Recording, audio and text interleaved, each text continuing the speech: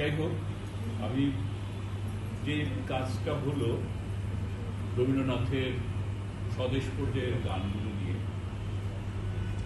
যেটা আমার চেষ্টা ছিল যে যারা করছে তারা যেন রবীন্দ্রনাথের চোখ দিয়ে দেশটাকে দেখে, দেশটাকে ভালোবাসে, দেশকে মা মনে করে, এবং এই মা যখন বিপদগ্রস্ত হয়, মায়ের বদন যখন মলিন হয়, তখন ভিতর থেকেই যেন একটা কিছু করা, যে না আমি হতে দেব না, এ আমার মা, এই অনুভূতিটা যেন আসে। পুরো আমি এই গ্রন্থনাটা এইভাবেই আমি করেছিলাম। এটা মূল কথা হলো মেসেজগুলো নিজে নেওয়া হতো, তারপরে দেওয়া, এবং এটাকে প্রাসঙ্গিক করা, যারা পড়েছে